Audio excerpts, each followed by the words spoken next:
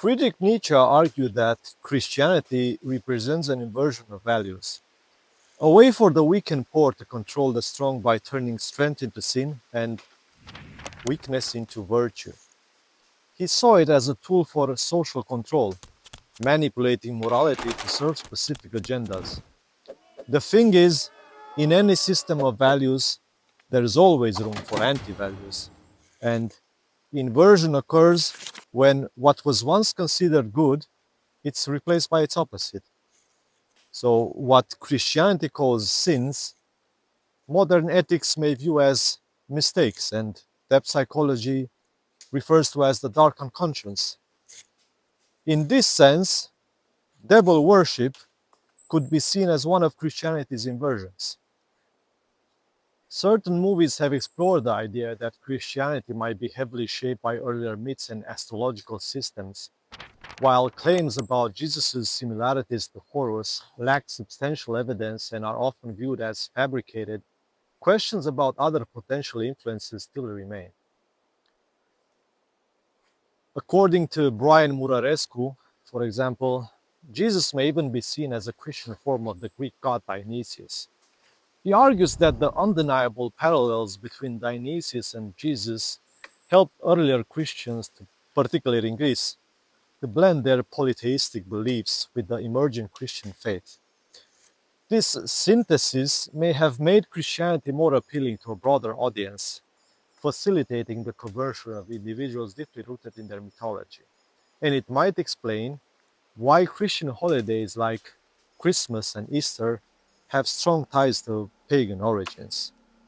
Christmas aligning with the winter solstice and Easter with spring fertility festivals. So the question remains, were such festivals intentionally adapted or they represent something entirely different? The Egyptian sun god Amun or Amen further complicates this narrative because Jesus referred to himself as the Amen and the light of the world, sparkling further speculations since sun worship predates Christianity by millennia.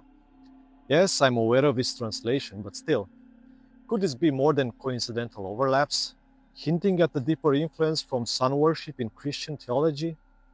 Well, you tell me. Some argue that the Christian would unknowingly worship a version of God that might be a copy, possibly even Satan himself. After all, it is said that Satan disguises himself as an angel of light. This opens up the possibility that Jesus, or how he was interpreted, was not what he seemed.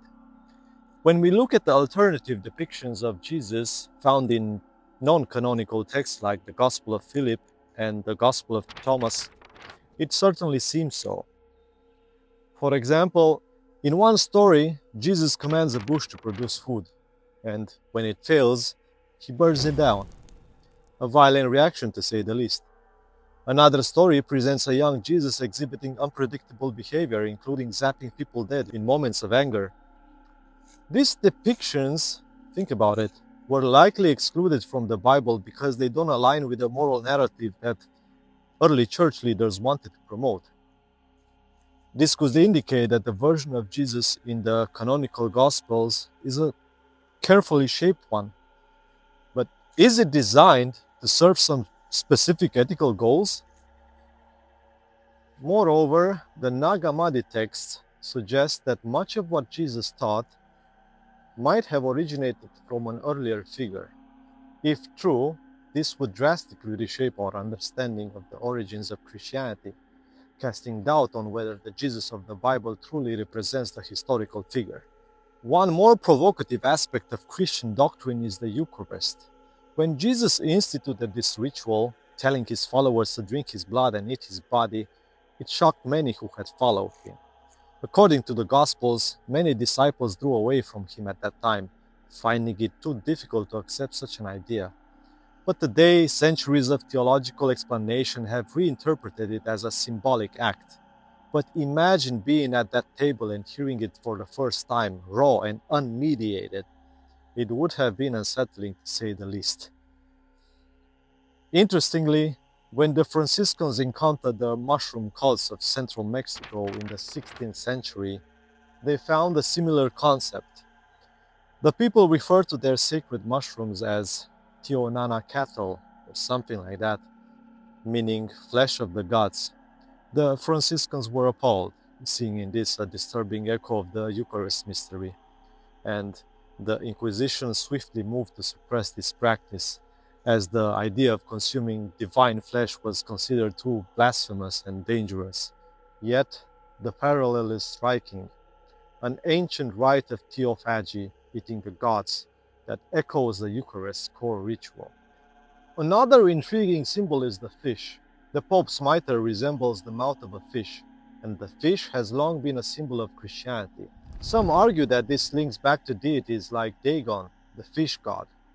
This exploration of history and shared symbolism, whether coincidental or intentional, between pagan religions and Christianity, provokes thought and raises many questions with only a few answers.